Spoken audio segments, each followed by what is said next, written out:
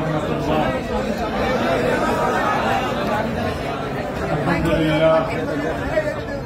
الحمد لله نحمده ونستعينه ونستغفره ونؤمن به ونتوكل عليه ونشهد أن لا إله إلا الله وحده لا شريك له ونشهد أن سيدنا ومولانا محمدا عبده ورسوله صلى الله تعالى عليه وعلى آله وأصحابه وبارك وسلم.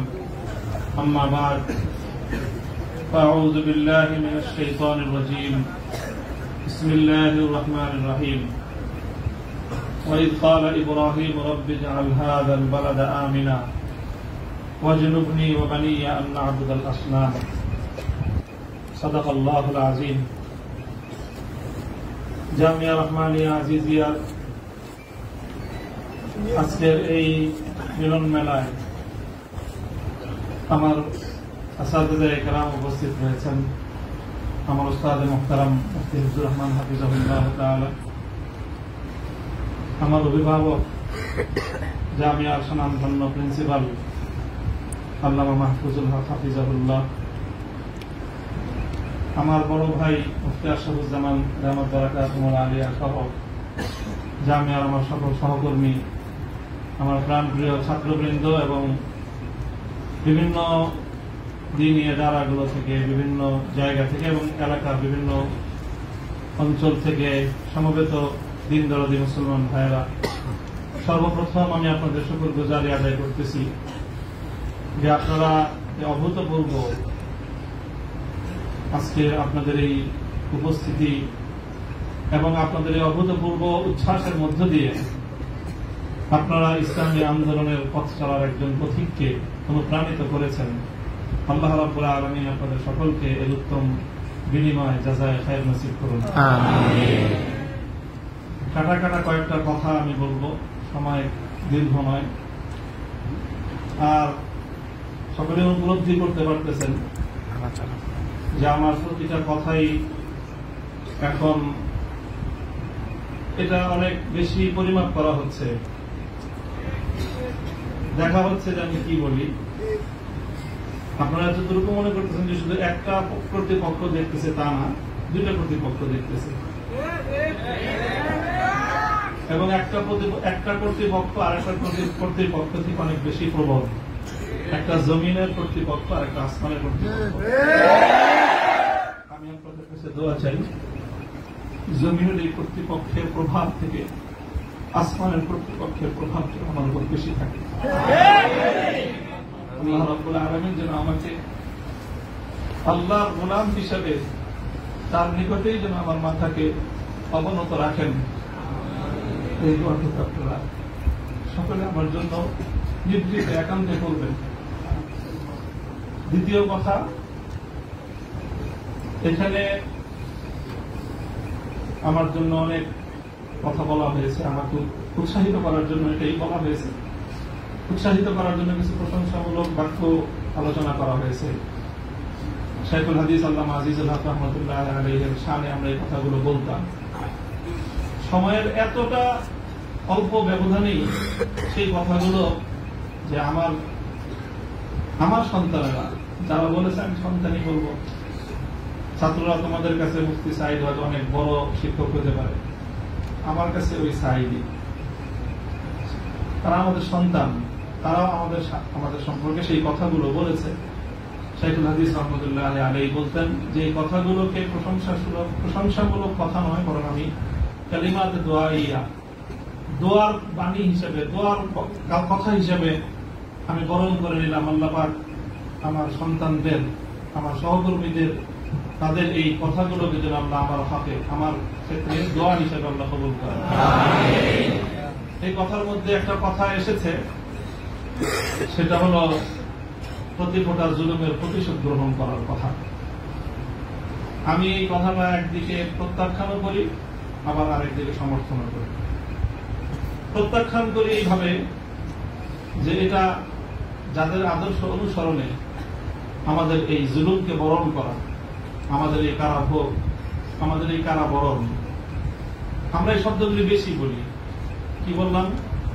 কারাভোগ, কারাবরণ। কারা নির্যাতন তো বলবো যত কম বলা যায়। কারা নির্যাতন নয়, আসলে তো এটা কারা বরণ। আমরা তো জেনে বুঝেই এই পথে পা বাড়িয়েছি। কেউ যদি মনে করে থাকে যে আমরা জানি না, তাহলে এটা তাদের মিস ইনফরমেশন। আমরা জানি আমাদের এই পথে চলতে গেলে এই পথটা কুসুমাস্তীর্ণ নয়। এ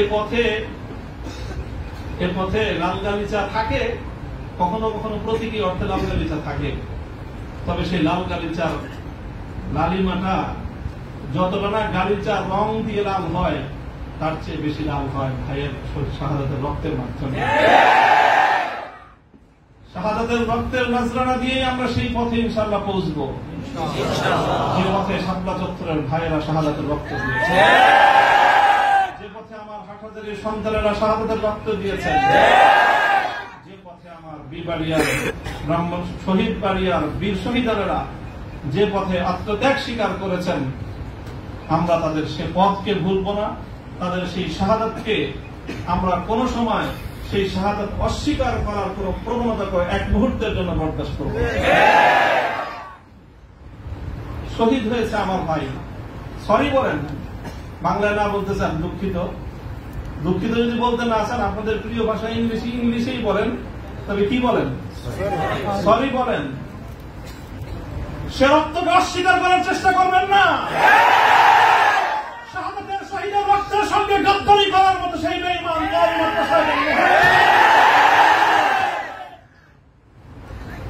কাজেই যে কথা বলতেছিলাম, এটা হলো কারা বরণ। আমাদের কারা নির্যাতন তো অনেক পরের কথা।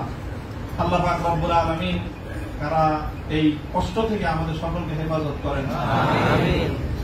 প্রতিশোধের যে কথাটা, সেটা আমরা তো পয়গম্বর আলাইহিস সালামের অনুসারী। নবী ইউসুফ আলাইহিস সালামের সেই বাণী, লা তাসরিবা আলাইকুমুল ইয়াউম, গতকালকে আমি বলেছি, আজও বলছি, আমরা কোন প্রতিশোধ গ্রহণ করি নাই, করতে চাই না। করার প্রবণতা কখনো যদি আমাদের মন থেকে উদ্গত হয়, সেটা হলো ইন্নামা যালিকা মিন্নী ওয়া মিনাশ শাইতান, শয়তানের প্ররোচনায় কখনো হয়তো আমরা ব্যক্তিগত আক্রোশে প্রতিশোধের কথা বলে থাকতে পারি, কিন্তু আমরা প্রতিশোধ পরায়ণ নই। এই হিসাবে আমি প্রতিশোধের এই শব্দকে প্রত্যাখ্যান করলাম। তবে অন্য আরেক অর্থে আমি প্রতিশোধের এই শব্দকে সমর্থন করছি। শুধু সমর্থন নয়, বরং আমি আমার পুনর্ব্যক্ত করছি যে আমরা প্রতিশোধ নিব।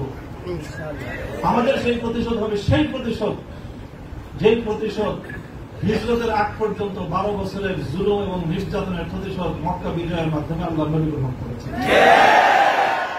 আল্লাহ নবী মক্কা বিজয়ের পরে সেই সকল অপরাধীদেরকে ক্ষমা করার মধ্য দিয়ে, সেই জমিনে আল্লাহর দ্বীনের ঝান্ডা সমুন্নত করার মধ্য দিয়ে মধুর প্রতিশোধ নিয়েছিলেন।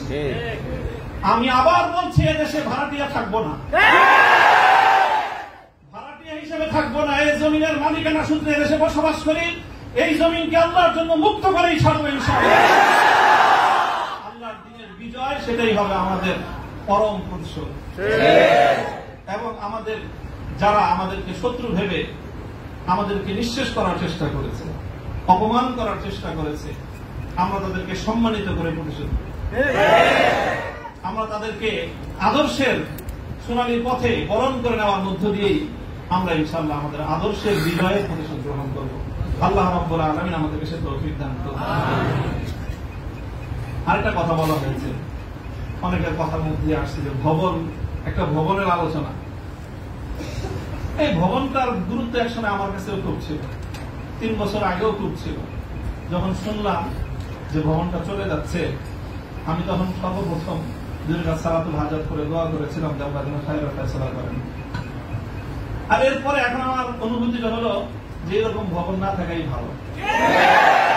না থাকা ভালো কেন? দস্তারে না দারে মা গমে পেয়েছে না দারে, মা হেয়েছে না দারে গমে হেয়েছে না দারে। এইরকম ভবন টবন থাকলে এগুলোকে রক্ষা করার জন্য ডানে বামে অনেক কিছু তাকানোর প্রয়োজন হয়। ভবন নেই, রক্ষা করার জন্য পায়ের কাছে তেল মারার দরকার। আজ এখানে মাদ্রাসা, কালকে ইনশাআল্লাহ শাহিদুল হাদিসের সন্তান মাহফুজুর হক সাহেব যদি নদুরি করে যে বসেন, ইনশাআল্লাহ ওই কেরানীগঞ্জের ওই একেবারে দূরের চরে বা কোন রুটের চর, কোন চরের মধ্যে এসে বড় মাদ্রাসা হবে।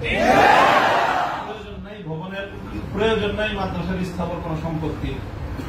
ওই পুরাতন যুগে ফিরে যেতে হবে আমাদের।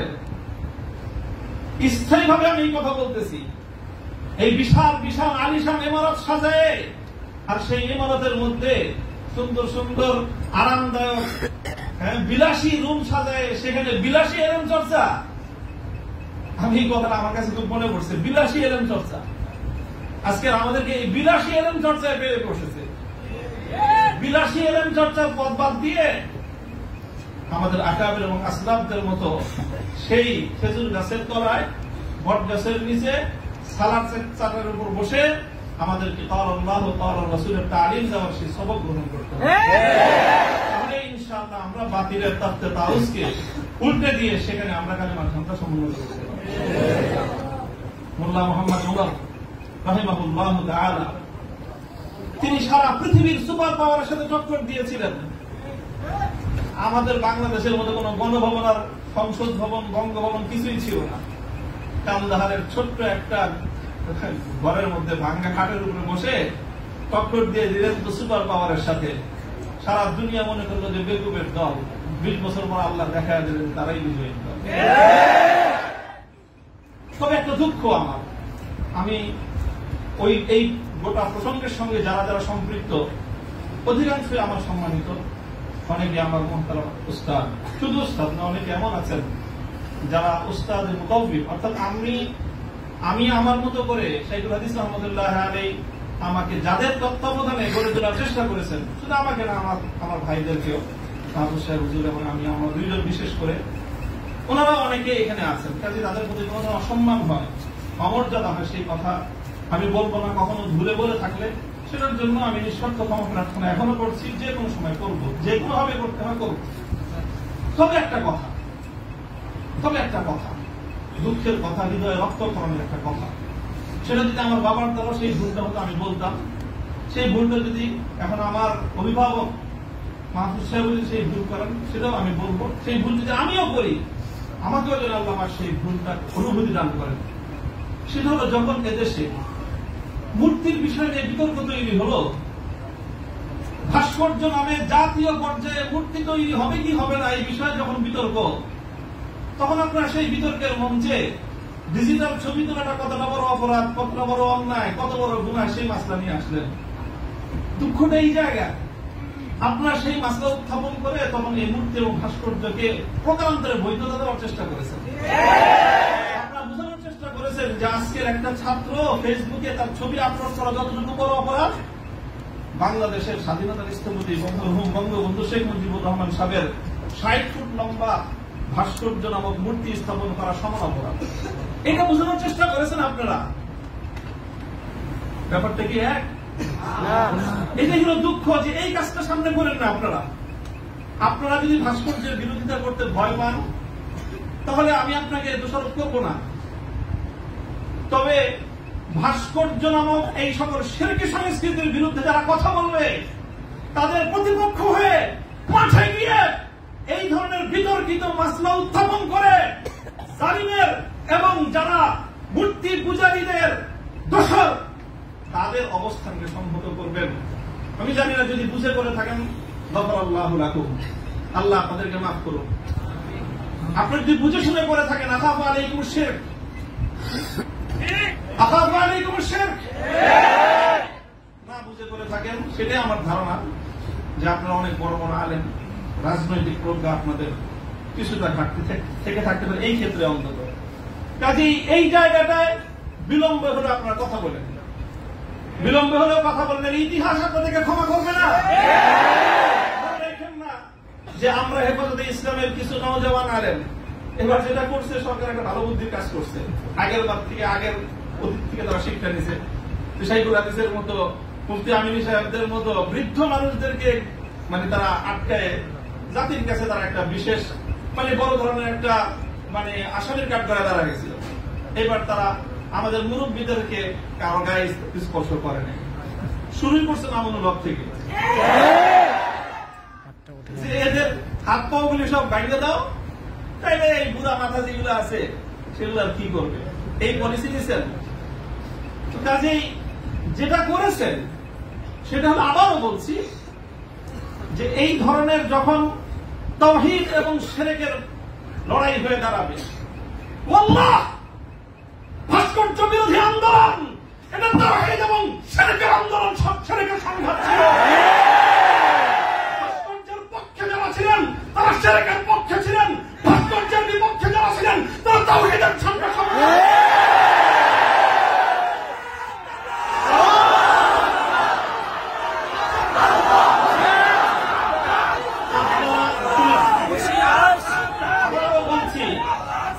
ভাস্কর্যের পক্ষ বিপক্ষের এই লড়াইকে একজন মরহুম মুসলিম নেতা, মরহুম বঙ্গবন্ধু শেখ মুজিবুর রহমান সাহেবের ব্যক্তিত্বকে মাঝখানে এনে বিষয়টাকে ভিন্ন রং দেওয়ার চেষ্টা করা হয়েছিল। আমরা তখনও বলেছি, আজও বলি, ভবিষ্যতেও বলবো, ভাস্কর্য এটা বঙ্গবন্ধু শেখ মুজিবুর রহমান সাহেবের, শহীদ প্রেসিডেন্ট জিয়াউর রহমান সাহেবের, সেটার আমরা কোনো পার্থক্য করি নাই। আমি একথাও বলেছি, ভাস্কর্য যদি স্বয়ং আমাদের মুসলিম জাতির পিতা খলিল ইব্রাহিম আলাইহিস সালামের হয়, তাহলে সেই ভাস্কর্যের সাথে কি আচরণ করতে হয় মুহাম্মদুর রাসূলুল্লাহ শিখিয়ে দিয়ে গেছেন। আল্লাহ রাসূল সাল্লাল্লাহু আলাইহি ওয়াসাল্লাম মক্কা বিজয়ের দিন বাইতুল্লাহ থেকে যেই মূর্তিগুলো বের করেছিলেন, যে ভাস্কর্যগুলো বের করেছিলেন, তার মধ্যে তো একটা ছিল ইব্রাহিম আলাইহিস সালামের মূর্তি। কি বলেছিলেন? কাতালাহুমুল্লাহ, আল্লাহ পাক এই মক্কাবাসীদেরকে ধ্বংস করুক, তারা খলিল ইব্রাহিম আলাইহিস সালামের মূর্তি তৈরি করেছে। আমাদের কথা আপনাদের পছন্দ হলো না, আমি বললাম যে ভাস্কর্য বানায়েন না, এটা বানালে বঙ্গবন্ধু যদি মুসলিম হয়ে মারা গিয়ে থাকেন কবরে তার শাস্তি হবে।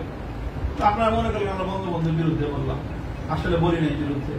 তিনি যদি, আবারও বলছি, যদি আল্লাহ তাকে ইমানের সাথে খাতিমা দিয়ে থাকেন, আমি জানি না কি অবস্থায় মৃত্যু হয়েছে সেটা কেউ বলতে পারবে না, তাহলে তার ভাস্কর্য, তার মূর্তি তৈরি করাটা এটা তার সঙ্গে চরম বিশ্বাসঘাতকতা।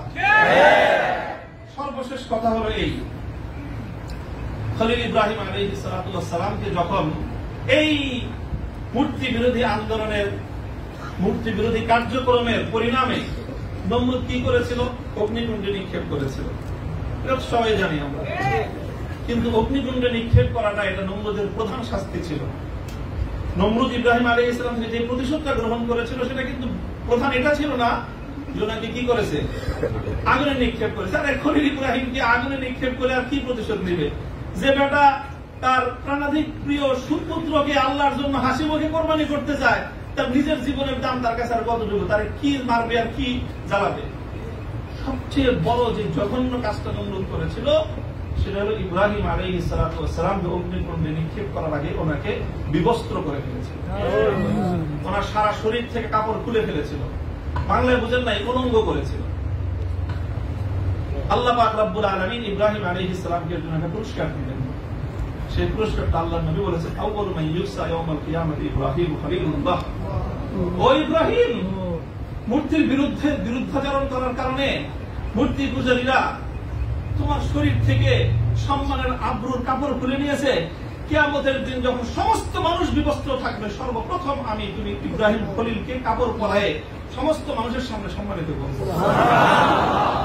আমার কেন জানি মনে হয়েছে আমি একজন অপরাধী, অনেক অপরাধের শেষ নাই, আমার ভুল ত্রুটির কোন শেষ নাই। ওই যে বললেন না যে আপনার কাছে 42টা মামলা, মামলার তো অভাব নাই, এই যে কোনো মামলায় ফাঁসি দিতে পারেন। ফাঁসি দিতে তারা অন্য কিছু লাগে না।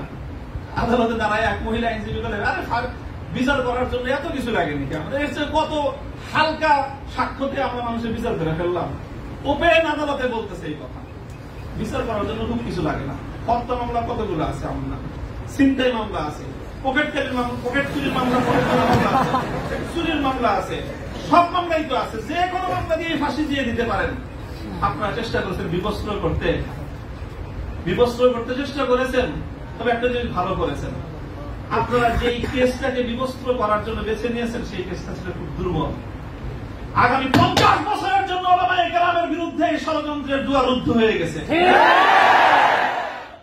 আপনারা যদি এই ধরনের ষড়যন্ত্র করতে থাকেন, জাতি আবার নতুন করে বলবে, এতদিন বলতো ইউসুফ আলাইহিস সালামের বিরুদ্ধে যে ষড়যন্ত্র করছে, মামুনুল হকের বিরুদ্ধে সেই ষড়যন্ত্র, সামনে বলবে মামুনুল হকের বিরুদ্ধে যে ষড়যন্ত্র হয়েছিল, আব্দুল্লাহর বিরুদ্ধে সেই ষড়যন্ত্র। আমি আপনাদের কাছে দোয়া চাই, আল্লাহ রাব্বুল আলামিন যেন আমাকে এটার বিনিময় ইব্রাহিম আলাইহিস সালামের সঙ্গী করে কিয়ামতের দিন আমিন আমিন আল্লাহ পাক রব্বুল আলামিন আপনাদের সকলকে জাযায়ে খায়র দান করুন। আমিন। আর অনেক বড় কথা আছে যে আমার এই সম্পূর্ণ এই যে আমার বিরুদ্ধে এত কিছু, এত বড় অভিযোগ বা এতটা মানে নিষ্পেষণের শিকার আমি কেন হলাম, এই কারণটা এখন আমি বলবো না, তবে আপনাদের সকলকে বলবো বাবরি মসজিদের জন্য আপনারা দোয়া করবেন ইনশাআল্লাহ। ওয়া আখিরু দাওয়ানা আলহামদুলিল্লাহ।